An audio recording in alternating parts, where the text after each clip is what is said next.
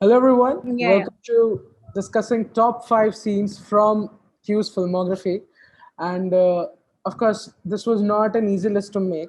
So what we're going to be doing is and I put out a post on Instagram asking people about what scenes they wanted to talk about, and surprisingly, the two films, not very surprisingly, but yeah, of course, there were many scenes from Gandu, and apart from Gandu, there were scenes from Brahman Naman. So we had to kind of pick out certain things, and we had to really put our heads to it.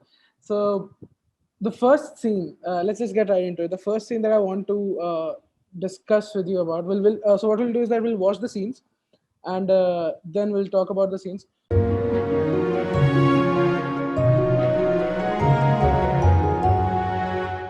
So the first thing I want to talk to you about is the scene where we see you in Gandu, where the scene between Riksha and it's like, okay, this is a film that's being made. So let's just start the scene and let's just see how it goes.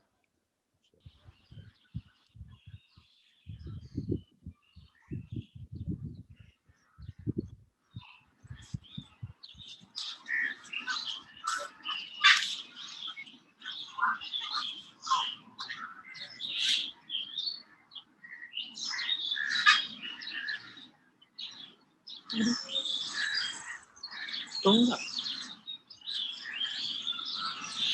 বসো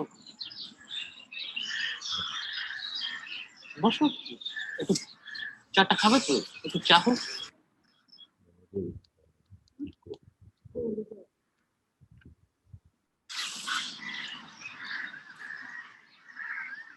না চা খাও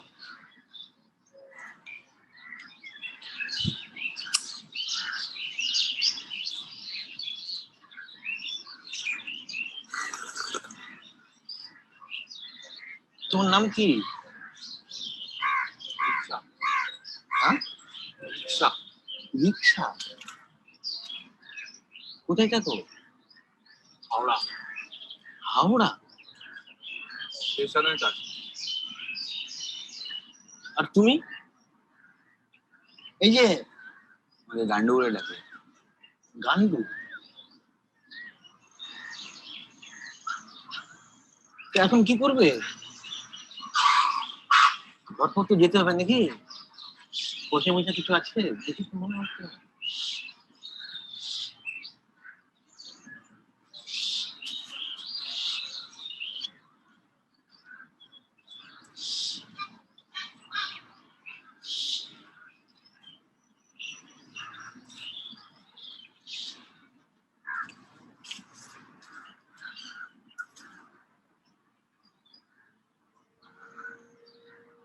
তাহলে পয়সা নেই ও হ্যাঁ আমার এক বন্ধু এখনই আসছে ও তো কলকাতা যাবে কৌশিক ও গান্ডু মিলে একটা ছবি শুটিং করছে কি করছে হ্যাঁ ছবি বানায় ছবি টবি করে বুঝলি তো ও গাড়ি নিয়ে এখনই আসছে মানে কি নাম ছবির কি নাম গান্ডু গান্ডু গান্ডু গান্ডু তো তোমরা ওর সঙ্গে চলে যাবে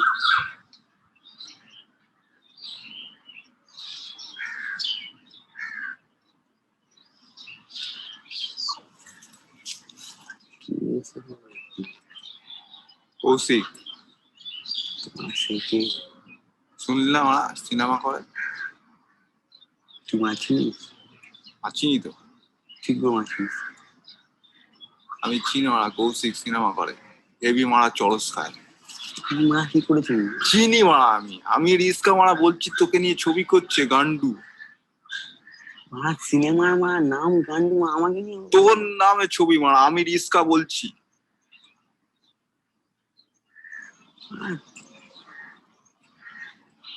কি অদ্ভুত হচ্ছে আরে ওই তো এসে গেছে। ওই দেখ মা এসে গেছে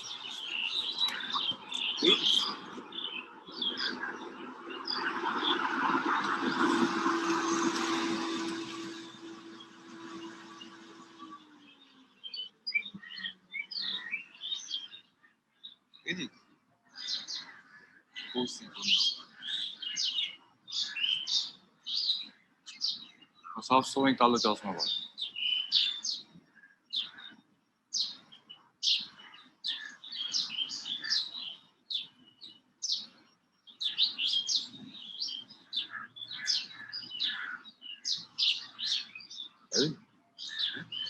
ক্যামেরা দিয়ে ছবি তুলছে দেখছিস না তো?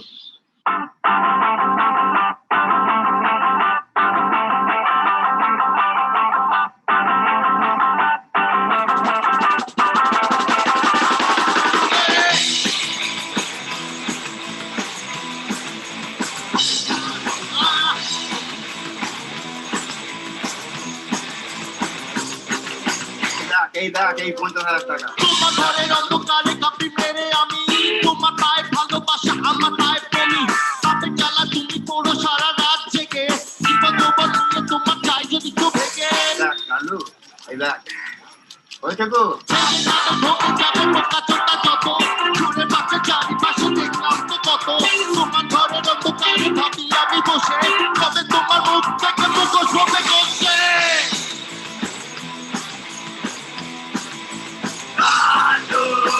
গান্ডু বলেছিলাম বড় প্রাইজ হবে। কি করছো হলো তো? ঠিক করে মিলিয়ে দেখো।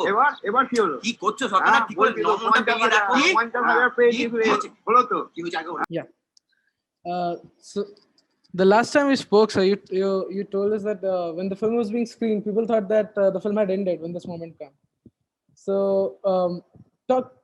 talk to me about this scene. Like how did this scene come about? Like when did you think of going meta, and what were you trying to achieve through this scene? So, one of the key things is that the shot that you started the scene with, this scene actually for me starts from the shot that's before that, which is a very long one take of the tree and Liaquat Ali sitting there reciting his poem. After, at the end of which they wake up and they come and start talking to him. Right. So, firstly, we have to, going back in time, kind of like that time, what the major crazy thing was that Gandu was a complete improv film. So to the extent that, I had some elements that I had in my mind, but then most of it we were just making up.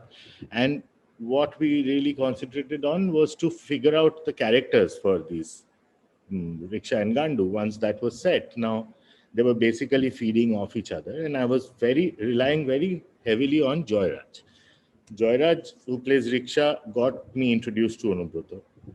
Anubroto was a junior in his theater group. They've worked together before. So Joyraj sort of commands a respect, and Anubroto is a bacha. So we had, and since Anubroto is like a really talented guy who has to be really coaxed into, over a long period of time to keep it together, Joyraj was, holding that on. So it started at the beginning of the film when Riksha meets Gandu. We developed this technique that I would have a separate conversation with Joy, tell him like this is what we should do, and then tell Anubroto absolutely nothing.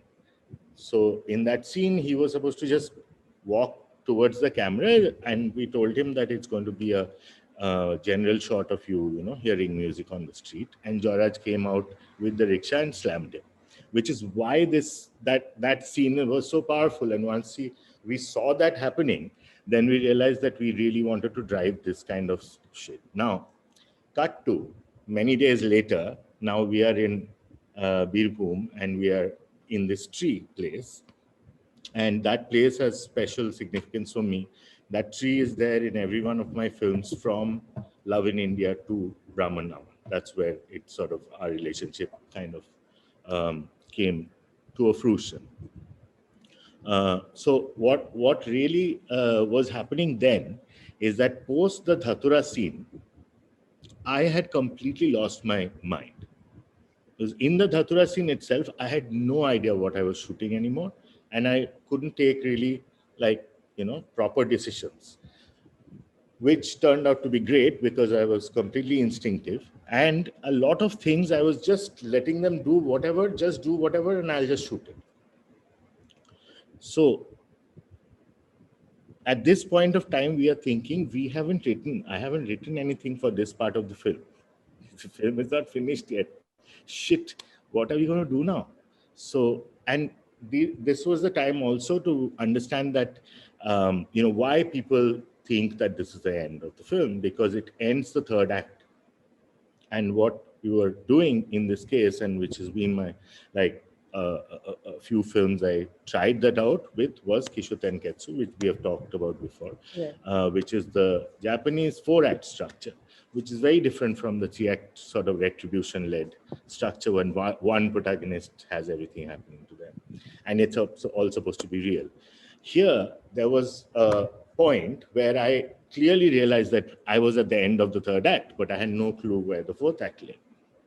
So when we were talking about this under the tree, I said, okay, I have a plan. Let Liaquat read a long poem and let me just think about things. While he's doing that and I'm shooting, it was one held shot. So I put it on a tripod, the camera, which was not really being used much. And while we were doing this, I was trying to figure out what to do next. And I couldn't. So once the thing was over, I was like, okay, you guys just wake up and come towards the camera, talk to Liaquat and try doing something. Liaquat is also a performer. He's a poet performer. So they took over. And from then on, I'm not directing. Liaquat said, do you want tea? I said, okay, fuck, we need tea. One assistant got 2 glasses of tea. Okay, now what? Oh, this is happening, that is happening. You want to go home, right? And at this point, Joyraj said that, why don't we just say this? In fact, we had done the scene, we shot the scene, and we are at the point where Liaquat is trying to think about what to say now because there's no script. And Joyraj suddenly says, "Apni bolchilen na apnar bondhu asche." So this take we did again to merge it, because then I realized, oh fuck, Joy is now challenging me to come into the film. So it was not my decision at all. It was completely instigated. And that suddenly, opened up the idea of the fourth act. The fourth act is actually my film. If there was no pressure on filmmaking narrative jurisdictions, then I would make that kind of a film, which makes absolutely no sense, perhaps, but it's sensory, Yeah. But, talking about this thing that, as you mentioned earlier, and you've talked about this many times, that Kaushik is not the guy who makes the films. It's Q. And here, they've said it multiple times that Kaushik is the guy coming from Kolkata. Yeah. What is that all about? So it's really interesting because Q was just born. With Love in India, Q was born. And whoever was around me, they knew me as Kaushik. Both Joy and Liaquat, who know me for a long time, knew Kaushik. Now, this was a new guy who was kind of coming out. So I realized that I can't do close-ups of myself. I shouldn't show much about Q. The only thing that I realized, I had that t-shirt, so I wore the pie t-shirt. And Gandu was a very key process of bringing in the character of Q and understanding what Q would be doing and realizing a style.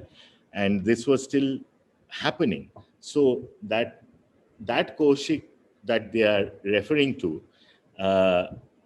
is the other filmmaker who made Love in India, who's just passing by. So in my fractured mind, I don't think that's B or that's Q, because all these are multiple different characters. I thought of that okay, this is someone else. This is in terms of the because we spoke at length about this, and when it comes to the idea of being the other guy, but then we see that a film by Q, then I thought, okay, this is something that he's trying to do something here. But yeah, this is interesting. This is the other guy who's just passing. I think it's also a very important thing that when you're you don't know, most people don't know Bob Dylan's name or original names. When artists take monikers, they basically move on to that other identity, and they, like Snoop Dogg. So they wipe out that past because that's kind of the absolutist sort of belief system that used to exist. But I am a digital filmmaker. I don't believe in absolute shifts. It's different versions are happening, which means that the older version is also there somewhere lurking. You can't just wipe it out. So they are talking about the older version. I, for one, arriving in that shot, am beginning to understand who Q could be. And you said by that time you guys had like you didn't have any idea what you were doing, like what to do next. And it was improvisational. So didn't at any point you felt that, okay, I have a certain third act, why not end it here? Like, why not end the film here? What were you looking for when it came to that? Because I was looking to make a film that everyone told me not to make. So I would go and do whatever the other thing is, that you don't know anything. Like, director is supposed to be this visionary character who knows everything, the master, and I never could understand that idea, right?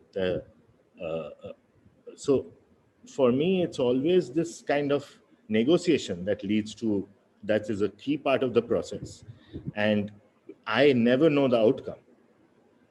I can only suggest that these are, but on the way, I will shift my view of what I'm doing. And in this case, it was great because I found myself. Because that Datura trip was really hard on me. So my brain had sort of trying to shut down, saying, fuck this shit, like, just do it. But Joy sort of pushed that part into the next realm.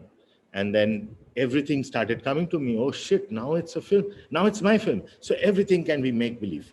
In the next 20 minutes, Gandu will get everything that he wanted. He will fuck, he will do this, he'll get money, he'll get lottery, he will get an ADF, everything will happen.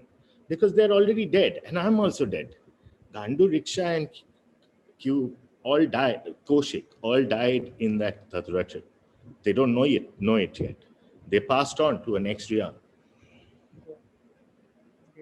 So, okay, with that, we move on to the next scene, which is the scene from Garbage. This is a scene that comes at a point where Phaneshwar, the right-wing extremist guy, he gets caged.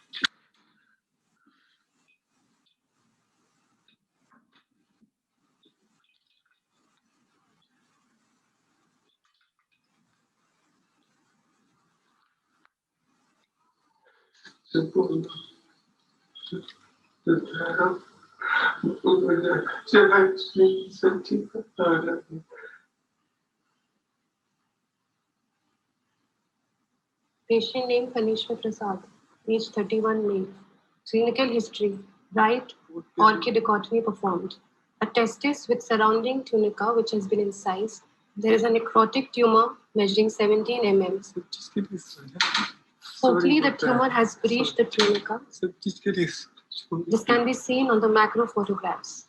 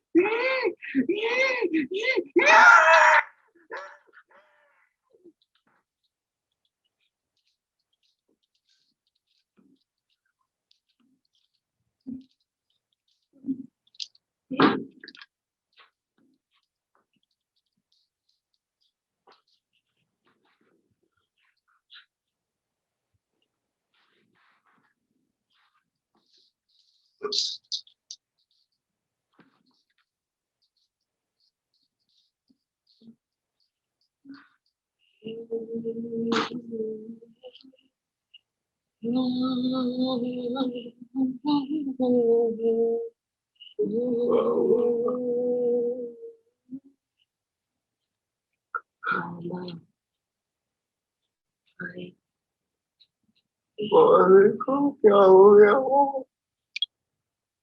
हमको बचा लो बाबा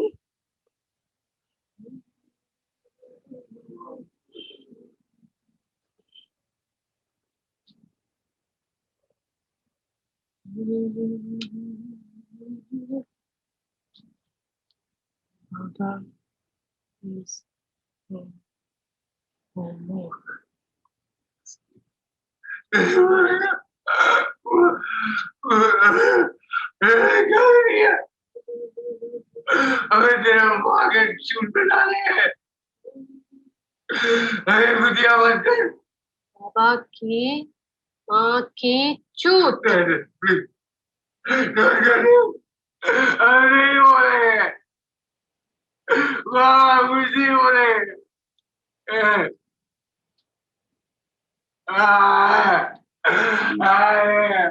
अरे तेरा माँ है ना तेरा बाप है ना मेरा कोई नहीं है मेरा तेरा बाबा है मेरा तेरा बाबा है हमको मार दिया है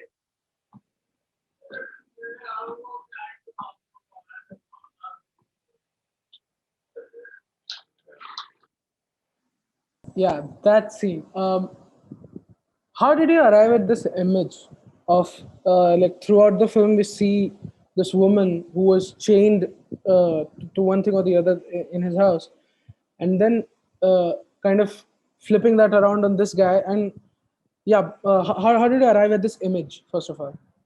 So Phanishwar inside a cage is something that we've seen a lot, right? I mean, I always thought that, I mean, I don't want to use violence in any of my films. And went through about 10 years of not doing that from 2006 to 2016. And then, you know, what happened to our country. So, now I'm not that angry anymore. Now when people are getting angry, I'm like, dude, please. This is what was about to happen. We are a fucking garbage country. That's what we are. We throw things outside, not caring what. I mean, we don't care about anything. Basically, that's the idea of civil existence is something that the caste system has completely fucking destroyed in our country. So when the right wing came, they weaponized this kind of weakness of the Varna Hindus, not the ones who were really Brahmin, but I mean, also Brahmin, like Phanishwar is a Brahmin, but we have a huge backstory of all the characters, which we don't show, right? But we had to come up with all that. We came up with that during an extensive workshop of 1 month when they were all living in that house and Phanishwar wasn't eating anything, and he was actually driving around. He was the production driver. So everyone sort of he tried to do that so that people would look down on him and he would be able to use it. And I knew that with both these actors, I had a great situation. Both are good. So if I put them in a crazy, this kind of situation, they would do it well. And I my father is Takashi Miike, so I have a history of violence in my DNA. So that was not difficult at all to show the fact that the one thing that I really like is the silence, right? Once that cage is taken down, then you just don't get anything for the longest time. And you're like, please speak. Somebody just say something and get this over with, or kill him or something, And this slow burn process was very interesting, and how she's feeling at that point when you go into the revenge mechanic. The revenge mechanic, I seriously feel is a patriarchal imposition, because it's guys who are really truly violent. Women have been forced into that because the world believes in violence and the world is run by men. And they create wars, they kill each other. And if you see around us, there'll be very few women who are actually doing any killing, right? It's all men who like to maim and kill and have this amazingly weird thing. And what I thought immediately was that when the thing flips, when Panishwar becomes the victim, and since he's such a good actor, he will get you. He will make you feel for him, that he's the one who's been wronged. He is the one who has cancer. Nobody looks at him. He is the fucking taxi driver. He doesn't get anything in life, But you've forgotten about Nanam, who's in the house, and you had just seen the iron sequence. And I wanted to, so for me, that's the image of the film when she's fanning her bum. I like it much more than the violent scenes or constructions, because those are easy. Those are dramatic things. But this reminder, this kind of punctuation that you bring in, and where do you bring in, and Henna's rhythm of bringing it in at that point, Jojo and Henna's work in edit and sound is really making it go in that way where you land on that shot and you first don't know what the fuck you're seeing. That dark fucking goal shot. Then when it's wide, then hopefully that horror sinks in.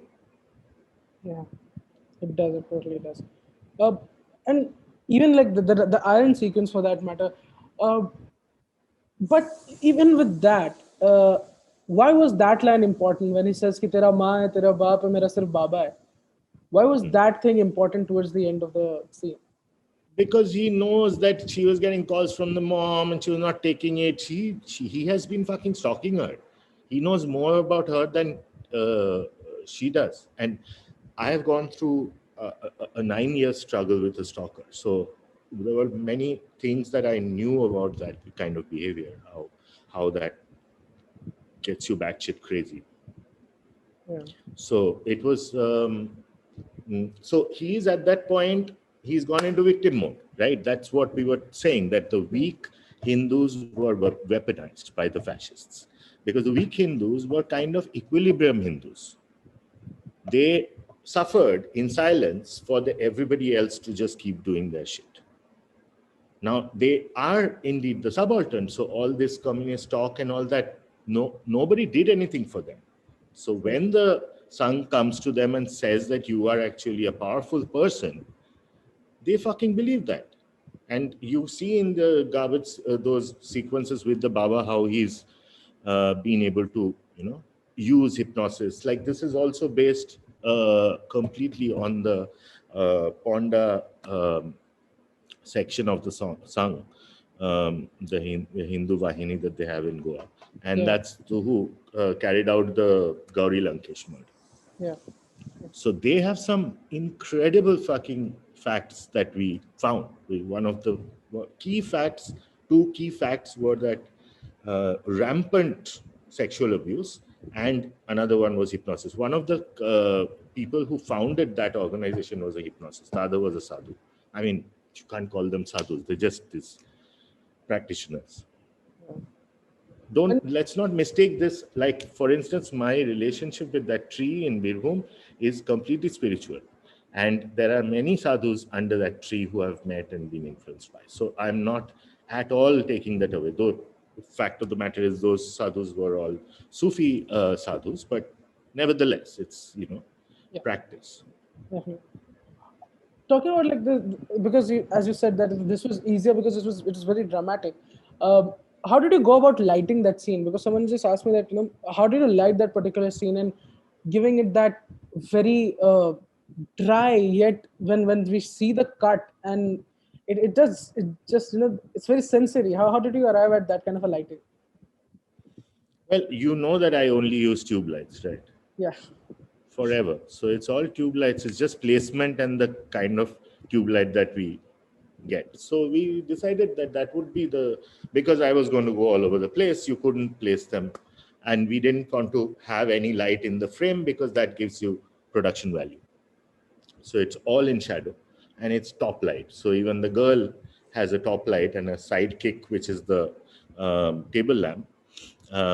And there's a bounce on her face. That's about it. So she's not supposed to look pretty in the scene anyway. So there was no compulsion to soften the scene out. But yeah, it's just 4 tube lights on top of the cage, exactly on top of the cage. So, yeah. And we are also feigning that with an LED, handheld LED, so that we can get some more for the close-ups. And talking about the performances in the scene, was this always kind of in the workshop and everything? Was this scene a very important discussion point all the time? Because this feels like it feels like for the actors it must have been very taxing, because So basically, Tanmay took Trimala's trip. Tanmay ingratiated him to her. He's a very affable person. So she became very friendly with him. And then he brought out some old information about her. And he fucking used it in the scenes. And that drove her completely crazy. Because when we rehearsed, once somebody was saying something, somebody else was saying something. They were parrying. There was no parry. He just didn't stop talking. So she kept forgetting her lines. And this resulted in that crisis kind of situation where she had to keep going and I was not cutting. So he kept on talking and he had to get back. Now she was in an actual patriarchal position. That pressure from patriarchy, this director is a motherfucker. The actor who is supposed to be supposedly your friend, he's not fucking doing his part. And they are not arriving at a scene together at all, because this is the way our work is different from anyone else's, because I deal in Vibhats Ras. It has no friendliness. We are not family. That's why we are working together.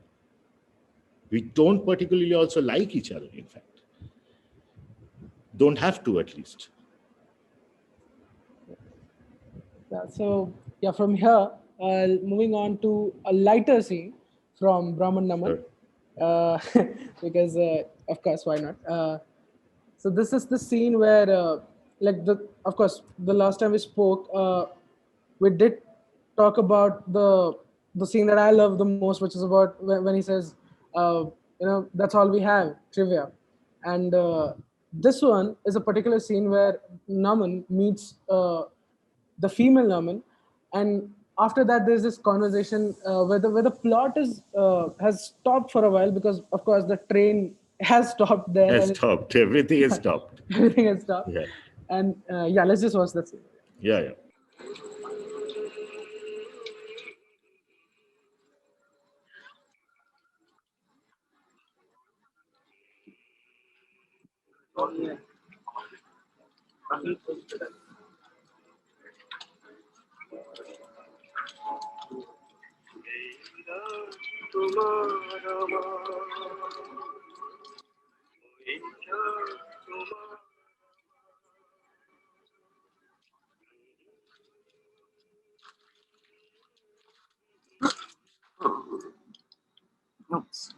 Sorry. In China, Belting is considered to be a sign of gratitude and satisfaction. I know. always a step ahead. Obviously. Anyway, I am grateful and satisfied. Thank you for getting all this. Well, when one is described as gutless and harmless, You left out feckless. James Joyce used the word fact as a synonym for stealing. in a portrait of the artist as a young man. Not bad. For a girl. Oh, no bad per se. Oh, compliment. Not grudging. You were right when you said that. I don't really even understand that. Naman, don't you have a girlfriend? Yes. No. Not yet. The way you're unfaithful. No doubt you have some twisted Brahmin justification to explain it away. He does.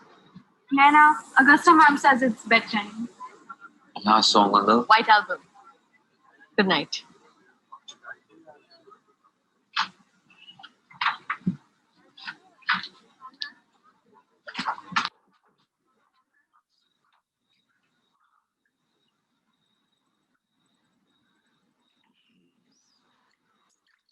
You realize who Naina is, don't you?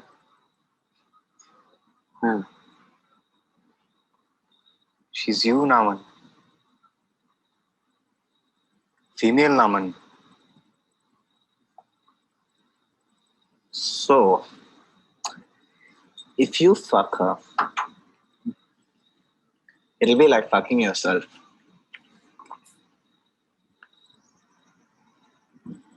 That makes it homosex. Again, very, very British right there. And the way it's written as well, it's like a back and forth, and then there's this beat that drops. And what's interesting about this scene is that why was this Nana track important in the first place? I mean, because he gets a blow, but it doesn't change him as a person, this guy. But we get to know, yeah. He wouldn't, because he's a fucking Brahmin patriarch. They don't ever learn. Look at this guy, what's his name? Shashi Tharoor. They'll never learn. This is not going to happen anytime. You know, no matter how progressive and educated you might be, these words themselves are fucked up also. They're entitled elitist motherfuckers who think they are, you know, everything's out of their ass. So we were trying to make fun of that, which we were also. I mean, Naman is Naman, right? And he wrote the script. And the script was fucking insane because it's really written like a good British comedy, which we don't get scripts like that. And much of the reason why I didn't use scripts, because I couldn't write a great script myself. I could rather, you know, practically do something with other resources, other things. But when I got the script, this is my only scripted film. And so this was like amazing. I don't have to do anything. The beat is there. Now, all I have to do is to get it right, get the timing right visually, and layering it. Like, for instance, one of the best things about this scene is the track at the back, which is the original track of Hemant Kumar's Bengali song, Ei Raat Tomar Amar, which is Yena and Dare Dare, severely romantic song, which also suddenly shifts the whole game, because all this while you've been hearing only rock. Yeah. You know, so with Naman coming out of his comfort zone into Calcutta, we wanted to show, first of all, that nothing ever happens in the 80s. Nothing happened. This is very difficult for people now to even fucking understand. We just spent time. That was it. We didn't get anything back in return, you know. And time was just something kind of abstract idea. So when you said that the train has stopped and now they figured it out something, now there's, you know, everything is kind of come to a standstill. Everyone finds a way to amuse themselves. And this is Naman's way to amuse it. I mean, those days, we all used to have train flings. We wanted to, you know, Naina is that train fling thing. And then she is this amazing girl, and they take him on in the quiz, and she's an accomplished quizzer, and she rejects him. These are things that Naman learns for the first time. His pride is too much to address this, but even in the end, he gets dumped. He repeatedly gets dumped, right? He's a loser. So I make films about losers and the way the loser's life progresses. And because I'm a loser guy, I can tell better stuff about loser guys than loser girls, you know. So Naman is a bright example of that. But even with being a loser, like, there's this great character moment he says, and like right before this, we see for the first time this guy who's been an asshole to literally everyone, and he's just, you know, we see him going softer and softer and softer, and then finally, like a true asshole, these guys just, you know, they just piss her off. Like, it's like, yeah, piss her away, piss her away. And we had to, we didn't know exactly how they would do that. And we would have to do this because that's how guys used to deal with it. I'm sure they do now, but nobody's telling me. Yeah. I knew my friends did it. So that's how you, and then he's twisted her. Then he doesn't fucking remember her till he sees her again, you know. And when Randy comes after she dumps him, Randy comes and says once that girl's name and he's gone back, you know. So it's just he's feckless. He's completely fucked up. Yeah. Nishit is asking that, sir, what type of lighting you use in the train scene? Is it available lighting or you created it through something? No, this was a huge scene. This was one of the biggest scenes that I've done in my life because we had to deal with 2 trains and stuff like that, which is very difficult and super expensive. So we had to light it up. It was a night scene also. Yeah. So this was film lights. So, and here the kind of how did you get these actors to, like the last time we spoke, that it wasn't the last line that okay, that's all we have trivia, and it was Tanmay's beat. And by the way, yeah, for those who noticed, this guy goes on to become Phaneshwar in Garbage. So yeah, that's something else. Yeah, that's a testament to the kind of actor he is. And here they say that you have some twisted Brahmin justification for that, and then on point they're like, yeah, he does. And it's where did, like, at any point did you feel that okay, here is a good cut point for a scene, but take it a notch higher, take it a bit there. What was that? Yeah.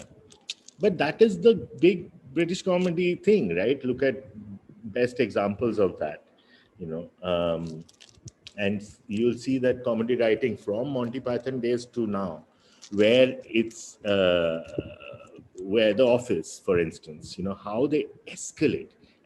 You think it can't go any further, right? Fuck that shit. But they're going to take it further. And that was always a very cool thing that both me and Naman and Steve, who was the producer of the film, all 3 of us loved that. Also, the kind of we were very much fans of Napoleon Dynamite as well. So we wanted the film to be in that mode, but not have the American kind of sensibility about timing. Yeah. That was the British thing. And then I was getting in this sort of Bengali tone to it also.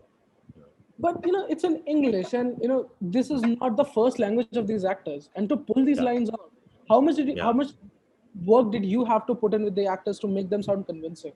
Huge. 1 month workshop in Mysore, where everyone stayed in the same house, and for 8 hours every day phones were confiscated. They couldn't get anything. It was like the 80s, and Mysore is like the 80s. So you can't do fuck all. They had to just hang, and they started getting used to that hanging. And another thing that you'd see is that we use the wide lens, right? We shot almost the entire film in 15, and but they are always like that. So the world is big. They are super scared.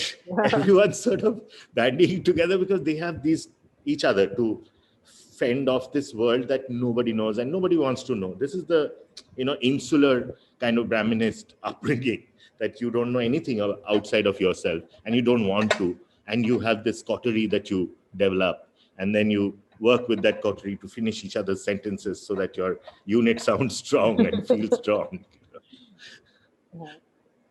So, okay, that was the scene from Brahman Naman. Moving on, I have another scene from Gandu where we see Gandu rapping when he gets instigated by Riksha, and he's like, tell me what's rap, and he does that. So it's a very powerful scene. Let's just take a look at that.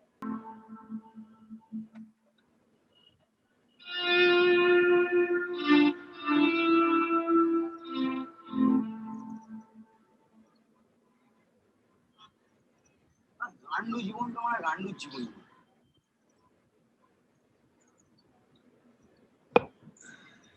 কি বোকা চোদা আমার জায়গায় আছে, কি হচ্ছে কি করতে পারছি না।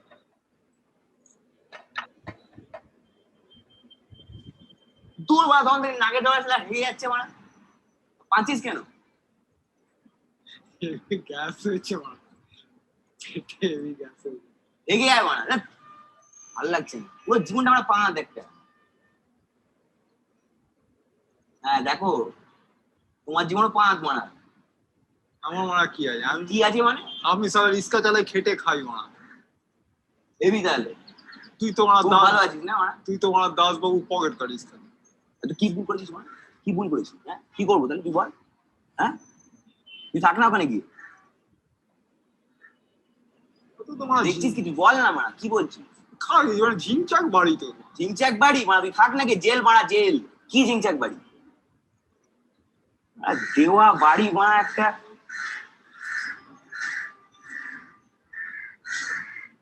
তুই থাক না মারা ওখানে। আমার তো মারা হেভি লাগে তোদের বাড়ি তো মারা একদিন গেছি দাদা। তোর ঠিক লাগে? তোর ঠিক লাগে না সব একদম ঠিক আছে? হ্যাঁ ওই হাগার জায়গাটা হেভি তো মারা, থেবড়ে বসে হাগাটা আমার হেভি লাগে। তাহলে তুই আবার মারা কিলি মারছিস, পেরে যাচ্ছিস মারা কিলি মারছিস।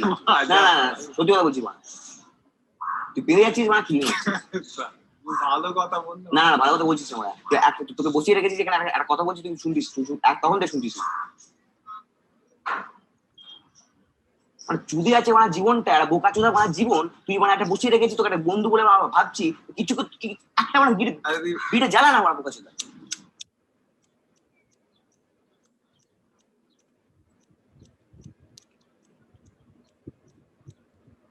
ভিডিও তো ধরাতে পারি কিছু হচ্ছে না বোকা চোদা। হ্যাঁ আমাকে দে, তুই পারবে? হ্যাঁ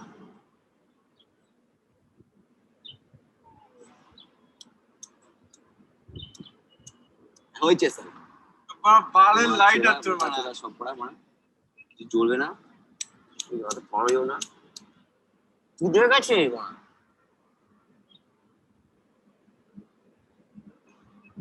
কিছু নেই জানো মা,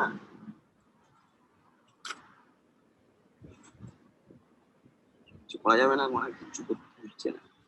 ফালতু হাজাচ্ছিস বলতো তখন কি হাজাচ্ছি বলতো? হাজাচ্ছিস কিছু হাজাচ্ছি না, কি মা আমার কাজ দিয়ে কথা বলছি।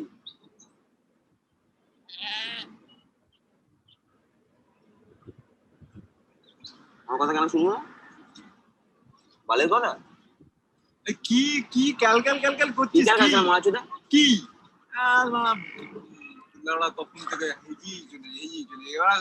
আজন্ম ধরে আমি মারা শুনছি আমি র‍্যাপ র‍্যাপ র‍্যাপ। কি মারা বালের র‍্যাপ? হ্যাঁ জানো তুমি র‍্যাপ কি? কি সেটা বল না মা। র‍্যাপ কথা আমার কথা আছে, তোমার কথা আছে, সে কথাটা বলা শুনবে না।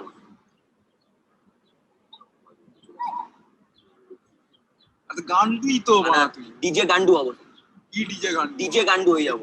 ডিজে ভিজে নিজে নিজে, এটাই তো র‍্যাপ। কি র‍্যাপ? ডিজে ভিজে নিজে। ডিজে ভিজে নয় মানে ওই যে গঙ্গার জল ওখানে চুবে যায় ওটাকে বলবো ভিজে। ভিজে গান্ডু তো ভিজে ভিজে ডিজে নিজে, এটাই তো র‍্যাপ। তুমি র‍্যাপ করছো ব্রিজে তোমার এত কথা বলে তুমি র‍্যাপ করছো, এটা তো এটা র‍্যাপ। র‍্যাপ সাথে পারবে না।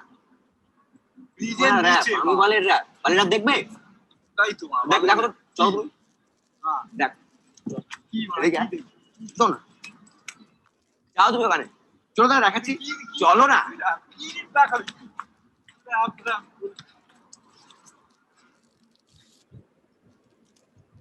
সারা রাত হরিহর শুয়ে শুয়ে ভাবে বলিউড হিরোইন কোনটাকে পাবে, কার বুট চাটবে, কার মাই খাবে, ভাবে আর খেচে, খেচে আর ভাবে। What do you think of rap music? It's rapid music. Well, actually, I'm not too fond of. Do you like it, dislike it? Because it's so rapid that I can't. Music. What is rap? You listen to rap? Some Rap to me is. What do you think of rap music? What do you think? Rap music sometimes nice when I feel like dancing. Yes. It started with the image that became kind of iconic and became associated with Gandu. Whenever one thinks of Gandu, thinks of that top shot. So this moment, as you spoke about earlier as well, that was very improvisational. But this is the moment where this guy is just ranting about, and here's this guy who's like, what bullshit you're talking about? This, like, you don't have it that bad. And he says, what is rap? What is rap? And finally he has someone that he listens to. What this meant in the larger context of the film when you guys were going about it. Yeah. So, one thing is that because I'm not a big fan of realistic cinema. I never thought that was the thing. But I also wanted to work with social issues that bothered me. So contemporary art house cinema was kind of moving in a way when I got interested in it, away from that kind of style of storytelling, which you needed the circumstance building to be most powerful. Now you had more insular kind of filmmaking was okay. Like Pi and In the Realm of the Senses were very important films for me. That time I was like super big on both of these films. And I thought that he had managed to achieve something which was really astounding in terms of insular cinema. You were talking about people who are socially incapable of integrating with society. Same with like Trainspotting, but so the difference between these two is that Trainspotting has to work with all those characters, and you have to show the milieu, you have to show everyone's in poverty and fucked upness, and that's why you're that. What if in our society we don't see it that way? Everyone's suffering on their own. That's how our society is. Everybody's alone, and everything is full of people. Nobody gets you, and it's supposed to be all okay. Now, if that is the situation, then what does Gandu need? For the first 20 minutes, Gandu did not have anybody. So it was talking to the camera. He was talking to the camera when he started rapping the first verses of Gandu. That's how the film began, right? Now he's becoming a real rapper. That was fantasy that we had started with. He's got one audience. He needs somebody to rap to, and that's Riksha. And he's basically, making that up. One of the key things that I want to really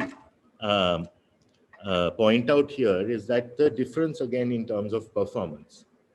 These are the early days of shooting. So that shot is from Realm of the Senses. The idea of image making is something that I well and truly believed before I became a filmmaker, that none of us is doing anything original. It's just, so if we are doing a mashup, then in Gandu, I wanted to pay homage to all the films that I like. Every scene has a homage thing. So here it started with that. So this is what happened. We find the location. It's very interesting because that was a construction thing that was later destroyed 2 days later.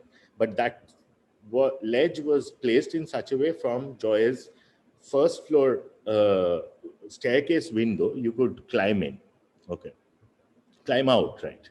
So, and then I went up to the terrace to get the shot. Fuck, this is awesome, great. Let's take the shot, and that sound is there. I know what sound will, very good, nice. Now, I can't hear anything and Gandu is saying something. I can't hear it, I'm so far away. Jojo is there at the window taking sound. So Jojo shouts, "Chief, he's farting very badly." And none of them can actually stay there because he's farting really badly. And I'm like, really? Fuck, use it. What? Gandu say, your life is a fart. And it started again, And then once I got that first bit, then quickly come down, rest of the scene, develop. Where will it go? Now, if they can't even light a fucking cigarette for a half-burned beedi, then they can't have anything in life. And can we make a scene out of that? And that sort of is a very close scene. Like you don't have any hope. In that scene, hopeless. And then as you're feeling really low, we show you the Shore Bacha, which is the piglet. We show you the Brahim and the potty that's lying next to them. And then it suddenly opens up because Gandu realizes, no, this is not the way. I have to do it. And then Riksha will get it. And he's trying to convince his first audience. So, and what I found really exciting is the fact that everywhere Joy is actually taking the lead and Gandu is just reacting. Onubroto is just reacting. And that builds a strange insular character who doesn't really talk, can't even talk properly, So when Joy is throwing things at him, he can't come up with his own lines. So, and that struggle, and he's such a good actor, he's making that work, the not being able to speak. He's like really committed to doing that. So very interesting sort of way that I also started learning about how to handle actors, how to, push like my lensing, which is 2 lenses, and how to use that in the best way. When did you guys decide that, like, at what point of their, repertoire did you guys think that, okay, let's just move this scene from here to Under the Bridge? So Under the Bridge, the scene we had already shot before. Oh. Yeah, that was one of the first scenes that we shot. Because I had no idea what to do. We got Onubroto shaved. In the morning of our first day of the shoot, the first scene, we took him to the barber shop. He was nice and dandy and had hair and all. So first scene was inside the barber shop and we chopped up his head. He was not prepared for that. So the rest of the day, he was in shock and he couldn't recognize himself. And that's a great problem for an actor. And he was trying to deal with that. So after a few walking up and down shots in Howrah, we said, let's go to the Shamshan. That is a Shamshan. Behind us is a Shamshan. Okay. And that's why nobody goes there. Only just like Patakhor brownies, the junkies go there to get wasted. And it's a fucking garbage dump. And that's what I love anyway. I think our cities are garbage dumps. So let's, these are our production spaces. So it started with that. And I say, okay, that's why Onubroto has very little idea of what to do actually. And when he gets those lines to perform, he is very good because now he has lines. And so this was an edit choice that, bridge these 2 scenes together. Yeah. We had many disjointed scenes that we had shot. Yeah. Because I had no idea what to do for the first 20 minutes to show his misery. Because all I had to do was to show art house film curators, and this I've told you before, and the European festival people that I'm a very serious filmmaker. And they don't take you seriously if you don't have a crisis and miserable life of third world protagonists. So here's your protagonist. I'm not confusing you. Here's his miserable condition. Are you okay with this now? Then I bring in Riksha. And suddenly it sort of opens up a little. Yeah. So yeah, there was a scene from Gandu. Now the scene that I have to show everyone is, it's not exactly a scene, it's a sequence. It's the last 10 minutes of Tashir Desh, which I feel is so powerful, and it takes on a text that was already a text that's so celebrated in the culture that it was born into, and then to do a rendition of that in such a way, it'll be something else. So it's a 10-minute long sequence. I think 7.5 or 8 minutes. That's when the credits start. So let's just take a look at that. And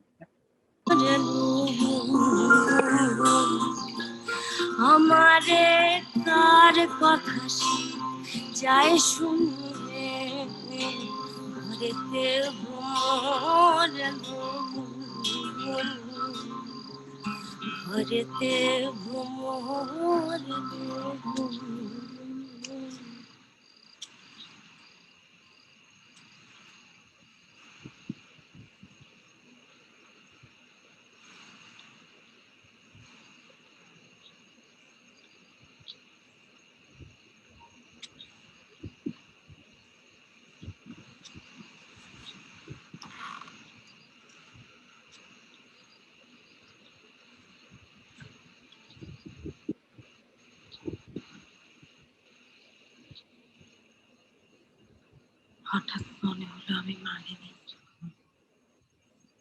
আর জন্মে ফুল তুলতে।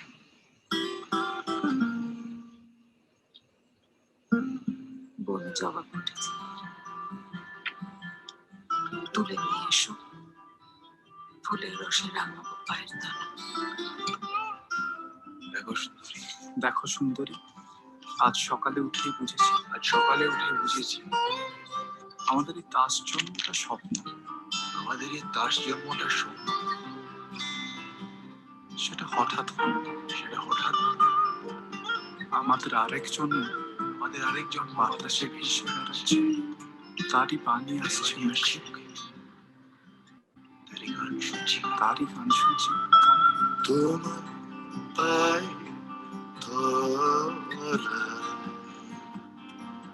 যেন রং লাগে, তোমার পায়ে ধরা যেন রং লাগে, আমার মনের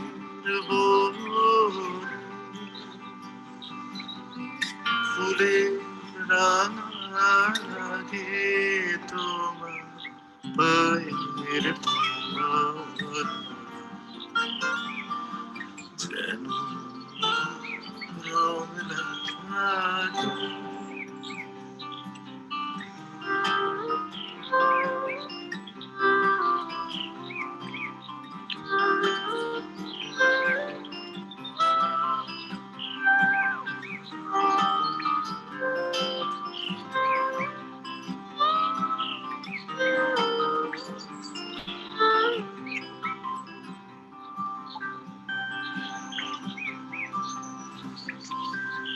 যেন আমার গানে তানে তোমার ভূষণ ভরা গানে, যেন রক্ত মনে হার গেঁথে প্রাণী হলো রাগে, তোমার পায়ের ধরা যেন রং লাগে।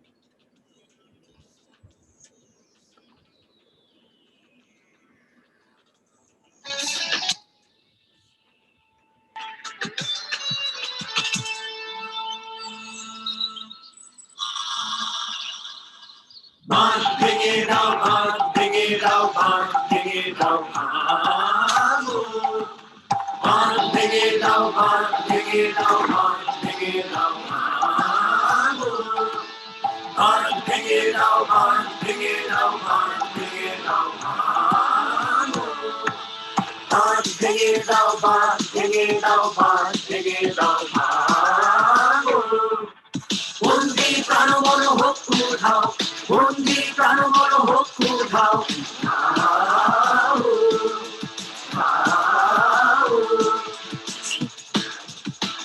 কেন আছি এখানে? কি অর্থহীন দিন, কি প্রাণহীন রাত্রি। সাহস আছে তোমার সুন্দরী? আছে। অজানা কি ভয় করবে না? না, করবো না। বাজারে ক্ষত বিক্ষত হয়ে পথ ঘুরতে চাইবে না? সেই কোন যুগে আমরা চলেছিলাম দূরপাবে, রাত্রে ধরেছি মশাল তোমার সামনে, দিনে বইছি জয়ের ধ্বজা তোমার আগে আগে। আজ আর একবার উঠে দাঁড়াও, ভাঙতে হবে এখানের এই অলসের বেড়া, এই নির্জীবের গণ্ডি, ঠেলে ফেলতে হবে এইসব নিরর্থকের আবর্জনা। ছিঁড়ে ফেলো আবার, টুকরো টুকরো করে ছিঁড়ে ফেলো। মুক্ত হও, শুদ্ধ হও, পূর্ণ হও। মুক্ত হও, শুদ্ধ হও, পূর্ণ হও। শুকনো গানে আসুক জীবনের বন্যার উত্তম কৌতুক। শুকনো গানে আসুক, শুকনো গানে আসুক জীবনের বন্যার উত্তম কৌতুক। শুকনো গানে আসুক। জোর করবো না, করবো না, জোর ভয় নেই, নেই ভয়, বলতে হবে। অর্থ কি? পুরাতন যাক দেশে যাক, যাক দেশে যাক, যাক দেশে যাক। তুমি নারী, রুকা করবে শান্তি, আমরা পুরুষ রুকা করব দৃষ্টি। অনেকদিন তোমরা আমাদের ভুলিয়েছো, আর নয় তোমাদের শান্ত রসে হীন হয়ে জমে গেছে আমাদের রক্ত। সর্বনাশ, কার কাছ থেকে পেলে সভ্যতা? মনে মনে তাকেই তো ডাকছি।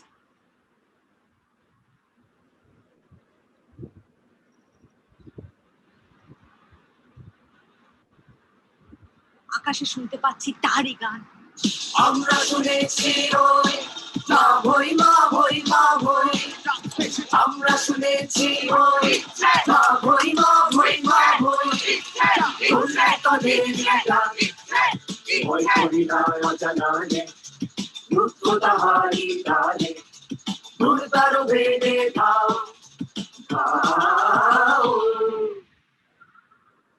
বাঁধে দাও, বাঁধে দাও, বাঁধে দাও। That I feel you'll take a while to top that. I mean, it's something else. That's it. Every time, like for the first time I saw it, and even now when I just watching it, was, I mean, I'm not that well read in terms of what the text exactly means and what kind of sounds it tries to evoke, and through it's very sensory. This is like, talk about what happens when these two tracks, for the lack of a better word, merge. Where's this guy who's trying to adapt Tashir Desh, when his story comes to fruition, and then there's this, the entire climax. What exactly happens there? I mean, when the two tracks merge in a way through that whole sequence that we saw, that song in the end, right before the end. Yeah. So Tashir Desh is extremely like a complex situation because of my relationship with Tagore also. That, while I'm not in favor of him being looked at the way we look at him, the fact is that that time, he has his flaws and stuff, but the fact is that he was a gangster, no? I mean, in terms of thinking and all, they were thinking through a lot of shit.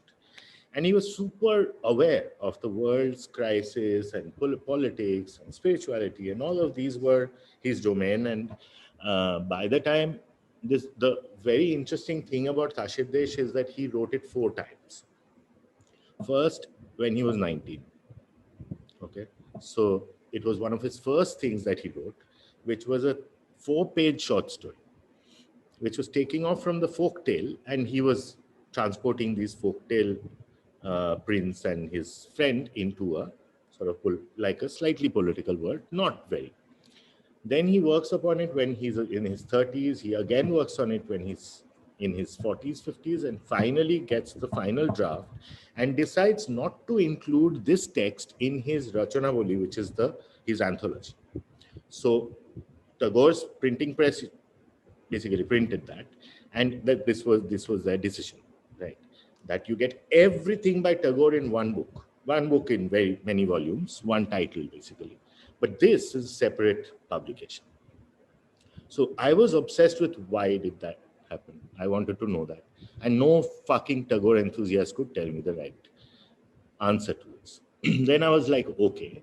Then did extensive research on what he meant by Potrolekha, this character who comes and goes and never comes back again.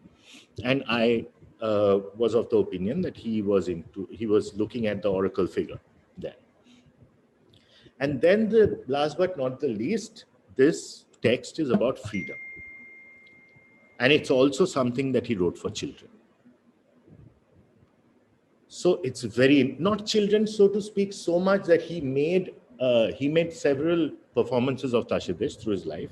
And a lot of these performances, he used children, which means that he had that in his mind. But a lot of times it was super ensemble of pro actors who were doing it. In fact, at the end of his life, he stopped playing the prince himself. Okay, and he made his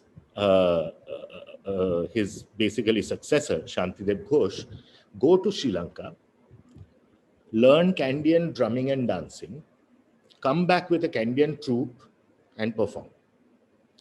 Almost every time in his later part of his life when he could afford it, he collaborated with musicians from Bali, dancers from different parts of the world.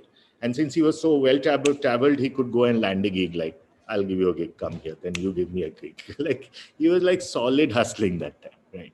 So I took all these things into mind while framing this, right? So what is freedom for him then? If he is aware of all these things, what is he trying to tell with this Tashidesh? And for me, it was the Jat. It was the caste system. There are 4 kinds of people. They have to be completely different and they have different things to do and they can't mix with each other. That's the major format of their country, of their civilization. What happens when you break that down and who can actually break it down? Then one major thing is about who's telling the story and who is this prince, right? Is he the protagonist? For me, the protagonist was me. I was taking this journey on Tagore's boat. And now I'm creating all these characters. So this is again Kishoten Ketsu, very huge example when you choose that breakpoint also pretty much. It happens a little earlier with the first song. It's like 3 love songs back to back and the European audiences just lost their plot at that point. It's like, what the fuck is happening? But what is happening is that in India, only the upper castes can play the god role. Are there no nice people who feel bad about themselves and the world in that upper class? Yes, there are. That's Prince, who's despondent in a palace. Yeah. And who's stuck in his own life. For his own sake, he decides to go off. And this going off, he can't do himself. He's stuck. When you're stuck, you can't get out by yourself. Someone else has to come. And this is the oracle's job. This is the job of the storyteller. This is the job of your friend. This is why you need other people, right? Because you can't solve your own problem, okay? And they can. And so Tashidesh couldn't solve their problems till that outsider comes in. The moment the outsider comes in, it's in a flux. Now they don't know what the fuck to do. Because this person is gone meta. Suddenly, Rajputra is nowhere in the scene. Even in the last scene, you see that they are in the back. Yeah. Right. And Saudagar Putra hands her the light. And this is also somebody that I like really a lot, Nabarun Bhattacharya, one of my favorite authors. He kept saying that, our job is to get the matchstick and give it to the motherfucker who needs it. Let them light the fire. So this is matchstick management that is happening between Potrolekha and Prince. And a huge part of freedom is desire. The desire to, go out of your own world into something else. And throughout this pacifist sort of idea about civilization that Tagore had, and I also share, that society doesn't need to be necessarily violent. This is an imposition. So all our guns inside Tashidesh are fake. They're toy guns, they're 50 rupee guns. And even at the end, Horotoni decides to, take those guns down. While they have guns now, they can actually shoot back or whatever, metaphorically.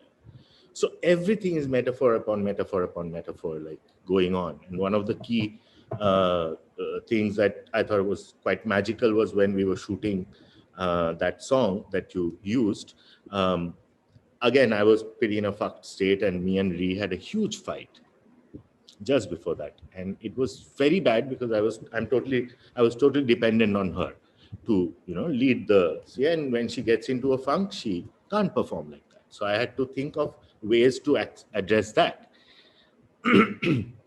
So there's so many things that are happening there, right? One is that storyteller has now found a cause for his life. And all he wanted to do was tell somebody the story. Once he got it out, it was done, right? And by doing that, he also releases the people inside the story. They are no longer bound, and therefore they immediately start realizing, oh shit, we feel very free right now. We can do anything that we want. So we can have intercaste fucking. And now you've made the cardinal sin. You can't go back now in this society. You have to only go forward, no matter what happens. Yeah. But that moment where we see the text on the railway tracks. Now, why did that have to be emphasized in that way? That okay, he's leaving that behind now. Because I don't think people will get anyway. I knew that people won't get it.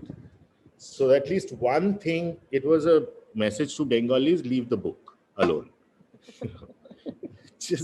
And thankfully they've done it. There are very few shows now of Tashit Desh in Bengal anymore. It was one of the most popular children's plays being performed in any fucking place terribly. So I'm glad that we put a stop to it. Wow. Now everyone has to think of me when they think about that. They don't want to. So they just choose some other shit. And like the last few minutes of that whole thing, like where they're broken free, and how did you go about shooting that sequence? Like, strictly speaking, in terms of how many times, because we've seen some of the behind the scenes footage that you were handling the camera at times yourself, and what was putting that together like? I mean, of course, a lot of it is very edit heavy, but what was shooting that sequence like? Yeah, so we were battling.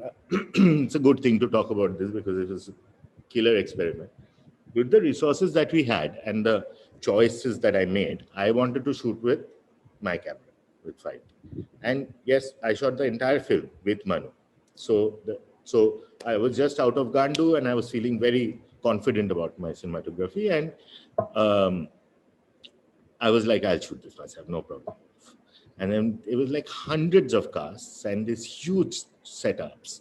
How the fuck am I going to do all that myself? So then most of our team were like, dude, this is not a very good scene. I'm like, who the fuck do we work with?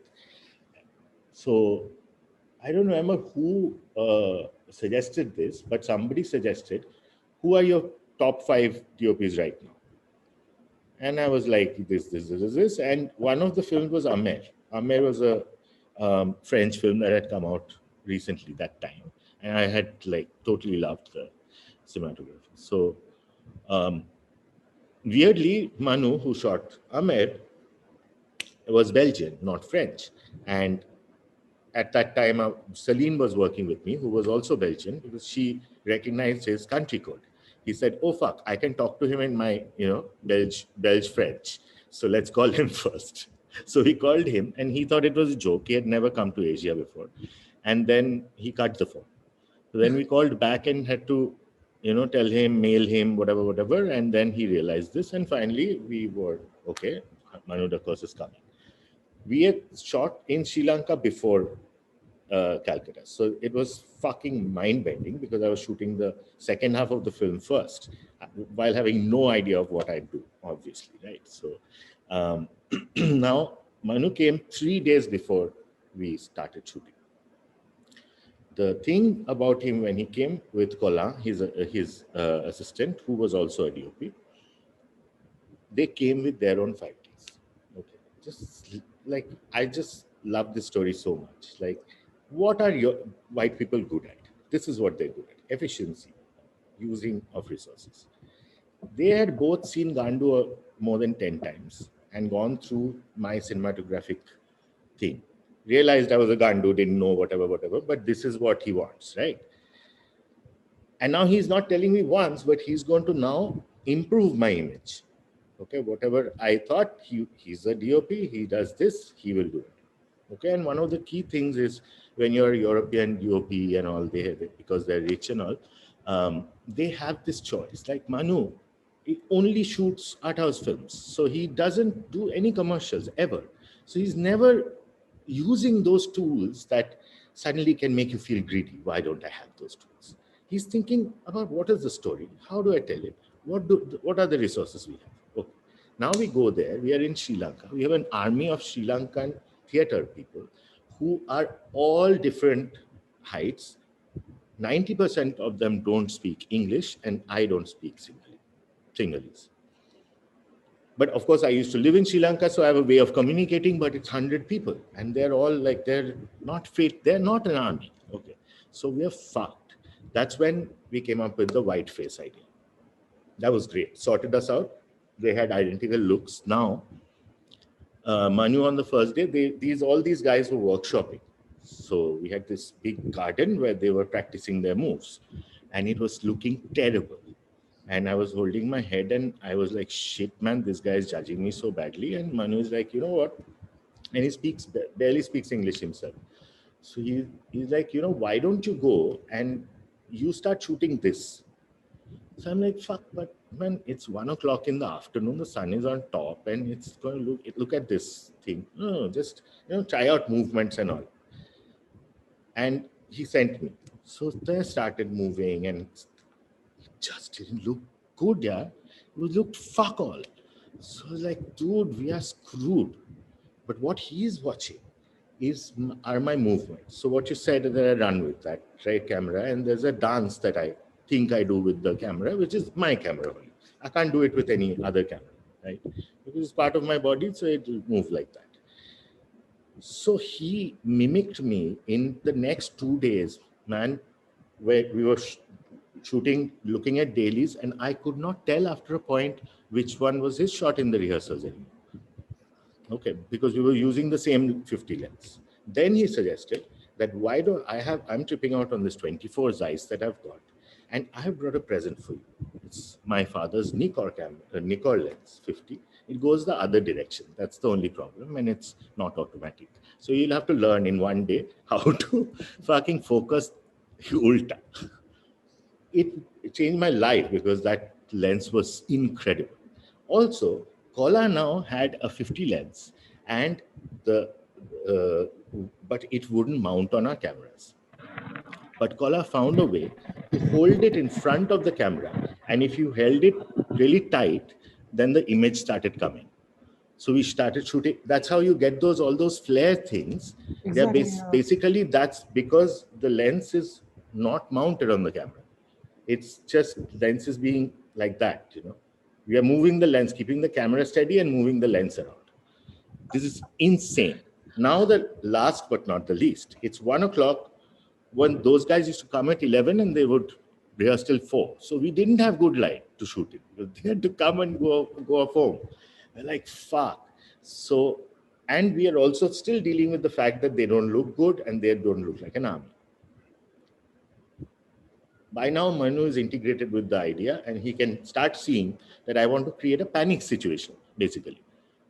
Order, but that's what I can do because if I'm fluid, it flows better. So if I go for static shots and all, that's not my style. So he said, why don't we amp up the fucking panic? From the beginning only, when we show them, let's not show any beautiful shots of them. Okay, let's shoot only between this time. 11 and 3. When the sun is at the highest, on top. And what we do is that, this is 5D generation 1. Huh? There's a heavy rolling shutter. So images are going, if you move it fast, it'll go like that. Yeah. Okay, that's terrible, right? Everybody will laugh at us. And that's the main thing that we are fighting. The DSLR crowd is fighting with the Chutia upper class that, you know, you have rolling shutter. So Manu, who's from the ruling class, gives me an idea that Machan, let's shoot it at 500 shutter speed. I've done a test. Look at this. at 500 shutter speed at 12 o'clock in Sri Lankan sunlight, if you move like how I was moving, the fucking frame goes like that. Okay. And he matched that, and they would, Kola and I, if the sun went down, something, they would just adjust the shutter speed so that the rolling shutter would make the straight line fall at a 90-degree angle. Incredible. I really freaked out on that, and it looks great. It gives you the right thing. You don't see the toy guns, you don't see the faces. You get the idea that there's violence, but there's no fucking violence.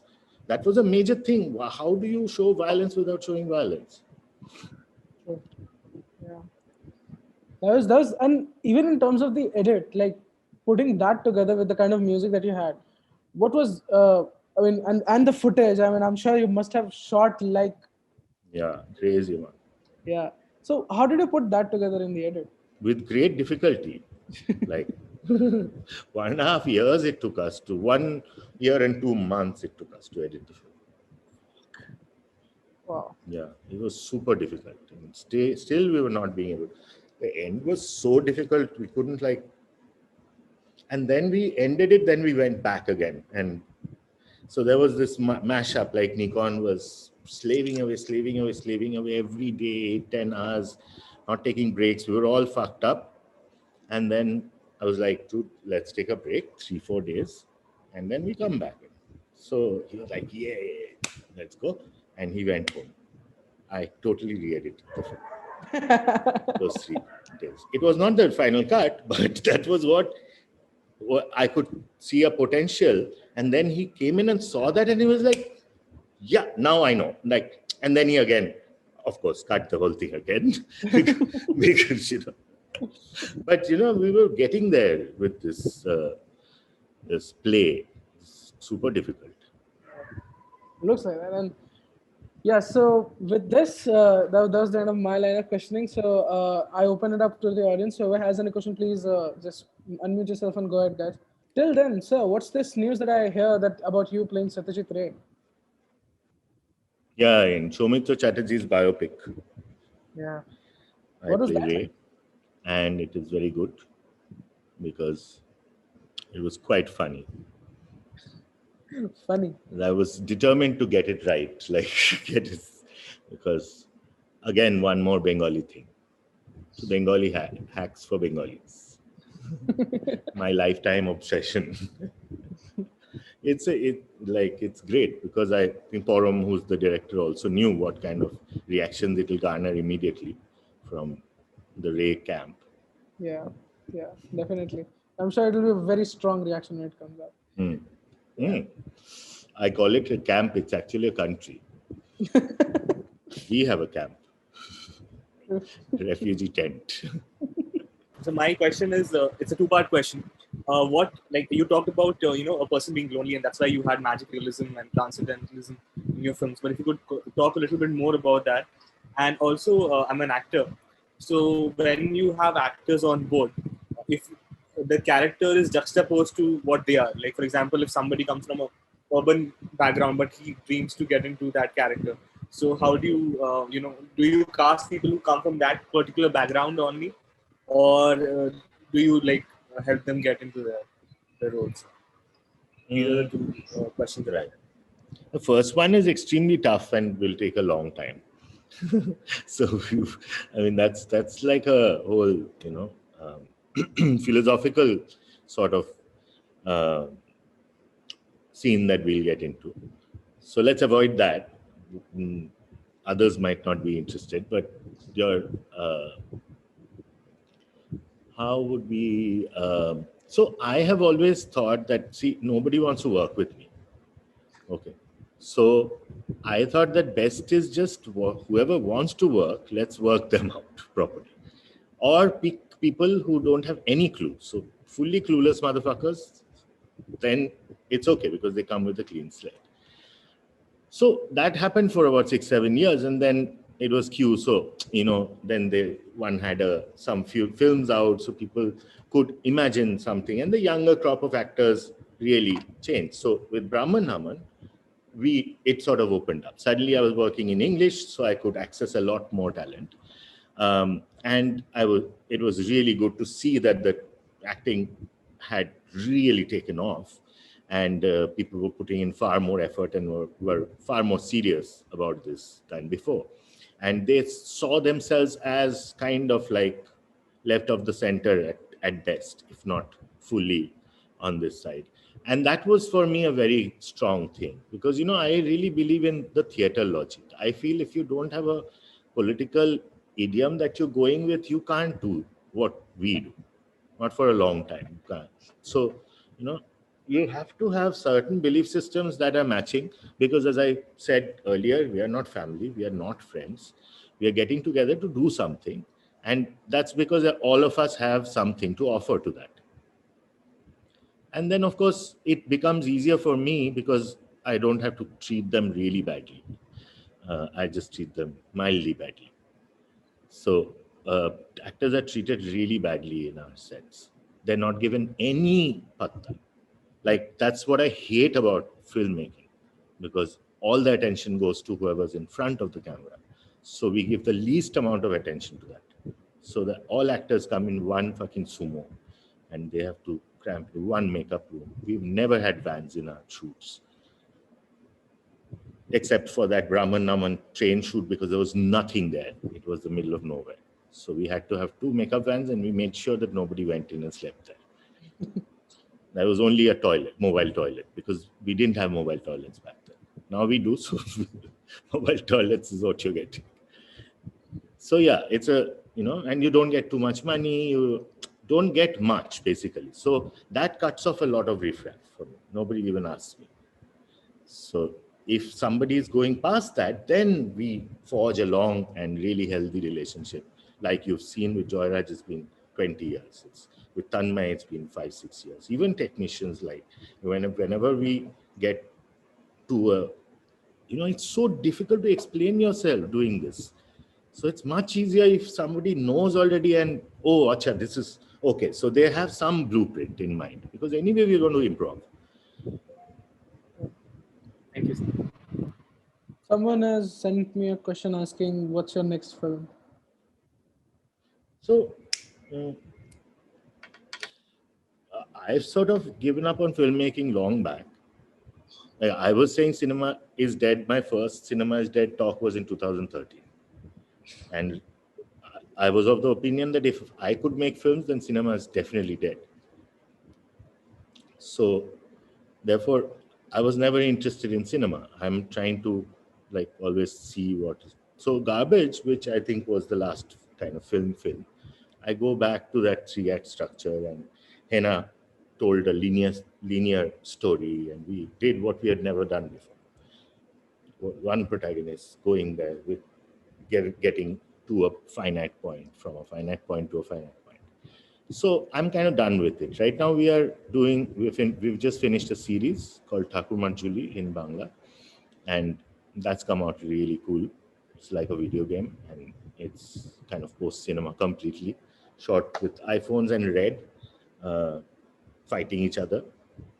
And again, there's prince and princess and all that shit, fairy tale shit. So I love that.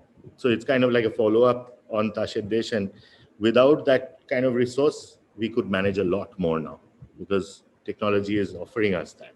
So yeah, with this, we come to the end of today's session, and thank you so much for doing this, Q. And this was great talking to you again. And thanks, man. Thank you so much. Thank you. Bye, everybody. Good night. Stay safe.